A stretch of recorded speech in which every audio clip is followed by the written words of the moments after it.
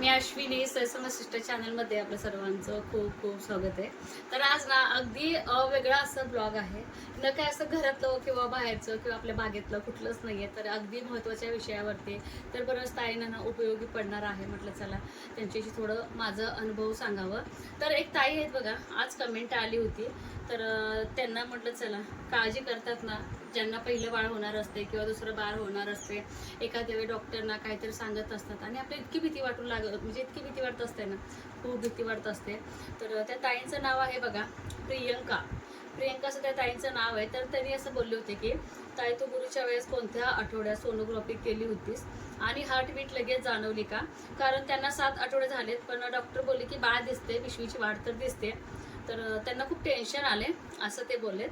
आणि त्याच्याच खाली एक रिप्लाय आले बघा, स्वाती वालेकर असे एक ताई आहेत, ते बोलतात की नक्की सांग ताई, मुलाचे पण कुठले लक्षण आहेत ते सांग।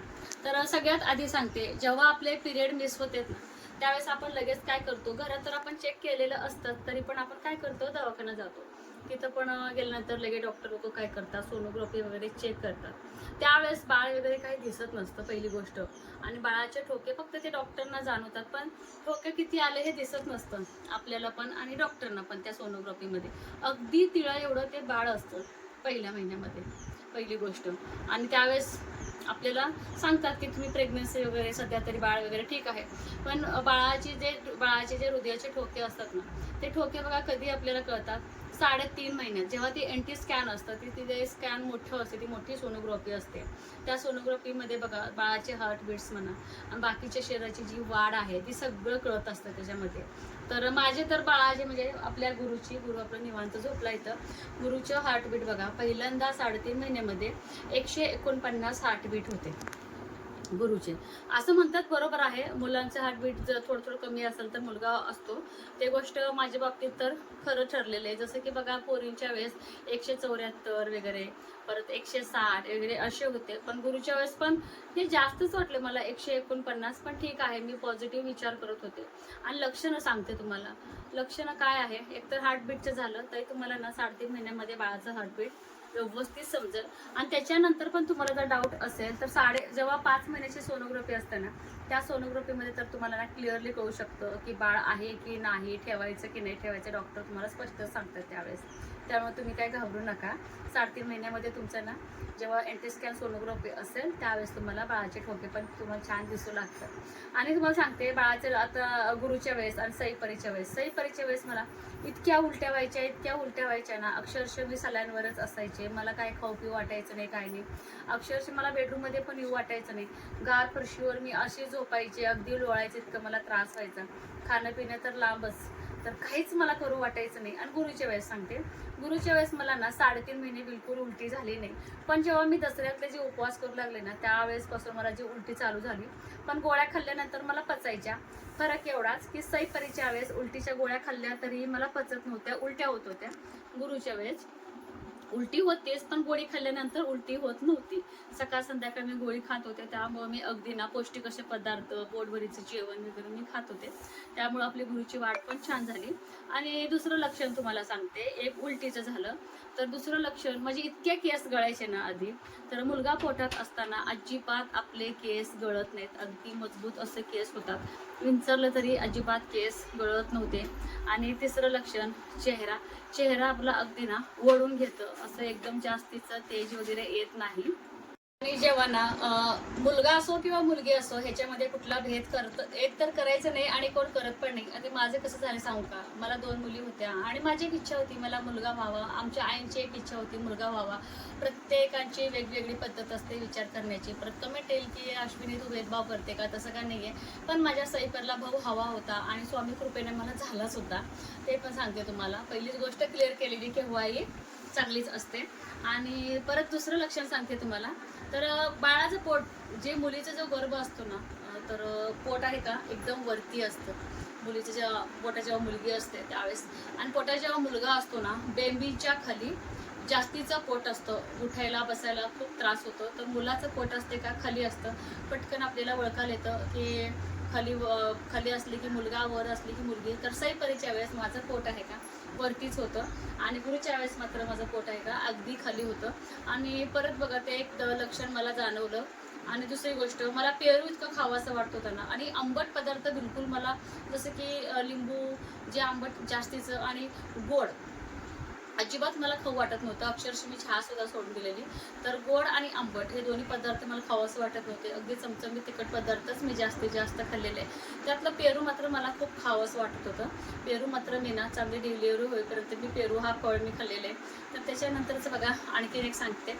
तर डिलिव्हरीच्या वेळेस सईपरीच्या वेळेस आणि ह्याच्या वेळेस गुरुच्या वेळेस मला सईपरीच्या वेळेस उलट्या व्हायच्या पण दम लागत नव्हतं. गुरुच्या वेळेस मी इतकं दम लागत होतं ना खूप मला असं दम लागायचं आणि हे एक अजून लक्षण आहे. तर दुसरे लक्षण मला ना आता बरंच आता काही काही गोष्टी आठवणी झाल्या तर काही काही गोष्टी तर 8वा महिना लागला ना 8व्या महिन्याच्या नंतर बघा मला बरेच म्हणायचे की मी माझ्या मैत्रिणीला विचारायचे की बेबी तुमची फुगली का कारण की सईपरीच्या वेळेस काय फुगली नव्हती त्यामुळे मला काय अनुभव नाही की बेबी कशी फुगते.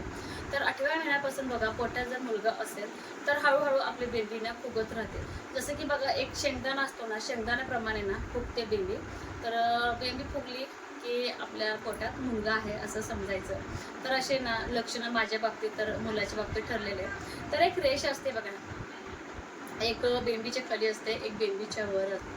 तर ती रेष आहे का बेंबीच्या वरती आणि चॉकलेटी कलरची. तर मुलगा जर असेल छातीपर्यंत ना वरती रेष येते. ते मला ना 3.5 महिन्यापासूनच ती रेष आली होती. गुरुच्या वेळेस सईपरीच्या वेळेस मला ती रेष आलेली नव्हती छातीपर्यंत. अजूनपर्यंत ती रेष आहे बरं का थोडीशी फिक्की व्हायला लागलेली आहे आता गुरुला 4 महिने झाले की. तर ती एक रेष येते बघा मुलगा जर असेल बेंबीच्या वरती छातीपर्यंत ना आपली ना एक रेष असते. तर ती पण एक रेष अशी येत असते. तर माझ्या बाबतीत तर ना अशा गोष्टी झालेल्या आहेत. तर चला अशी मला मुलगा व्हायच्या वेळेस असं लक्षण होतं. दुसरी गोष्ट उजवीकडे फिरलं की मुलगा डावीकडे फिरले की मुलगी हे गोष्ट माझ्या बाबतीत सबसेल फेल झालेले. गुरु माझा कुणीकडे पण फिरत होता उजवीकडे पण फिरत होता आणि डावीकडे पण फिरत होता.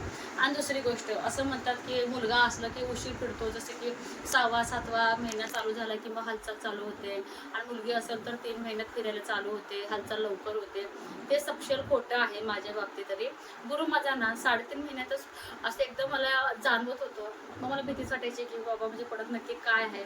परत मला हे सईपरचे बाबा बोलले की अश्विनी हे बघ आता आपण निर्णय घेतलेले जे काय असं ते आपलंच बाळ आहे शेवटी. मग ते विचार करून मी दिवस छान घालवले. दोन्हीकडे पण बाळ फिरत होतं उजवीकडे पण फिरत होतं आणि डावीकडे पण फिरत होतं.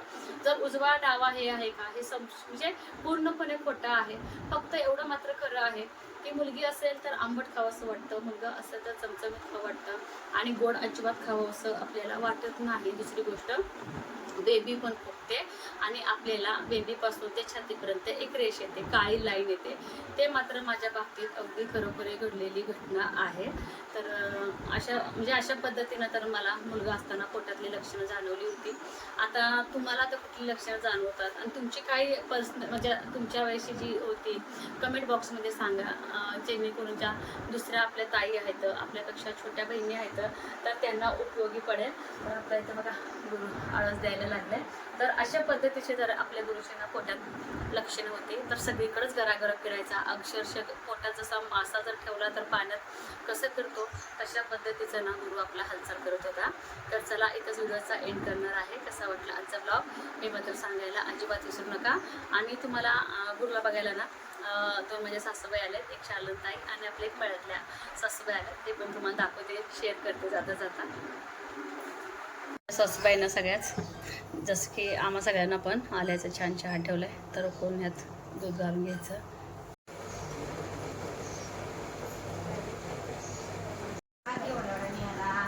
आडाकडे पुन्हा इथं बागत इसकडचा काय खूप काढला वर काढला वर कोरडं कुठं कुठला बी घ्या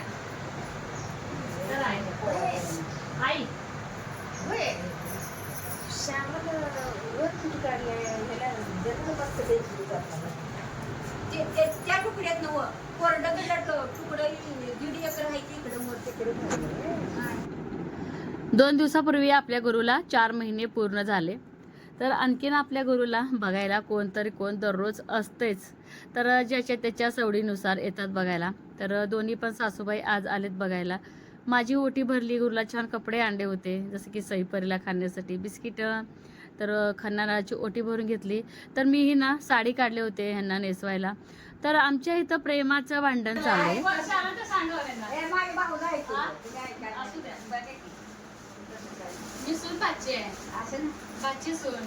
हा सांगितलं हे. आता वतीवर आहे तीच घालायची. तुम्हाला काय करायचंय हो? तुम्हाला काय आनंद झाला नाही काय? नाही नाही, मला तसं चालत नसतं. असं घे ए, नको. मला बाई मी ती तसलं काही येत नाही. बघितलं का? तर ह्या सासूबाईंना अजिबात मला ओठीला साडी नेसवूच दिली नाही. तर त्यांचं असं म्हणणं होतं की मी किती प्रेमाने गुरुला आणि तुला ओटी भरायला आणले, लगेच त्याबदलेच असं करायची काही गरज आहे का? तर मोठ्यांचा आशीर्वाद हेच महत्त्वाचं आहे.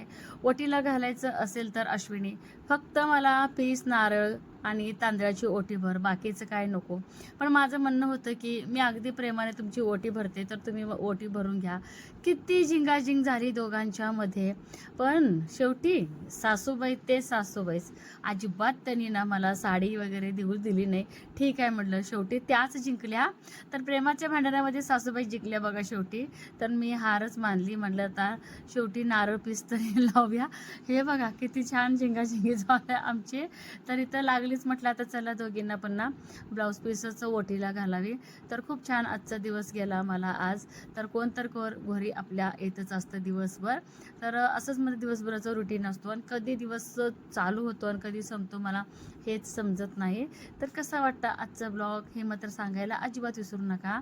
तर जे काय मी प्रेग्नन्सीमधले माझे लक्षणं सांगितले ना, प्रत्येकाचे वेगवेगळे असू शकतात. त्यामुळं ना जास्त टेन्शन घ्यायचं काही कारण नाही. तरी ते गुरुला त्यांनी बघितलं नव्हतं ना, आणि गुरु इथं झोपला होता. तर त्या म्हणाले की अश्विनी गुरुला अजिबात उठवू नका. तर गुरुला आम्ही असंच बघून जातो. तर छान वाटलं त्यांना बघून. बाय.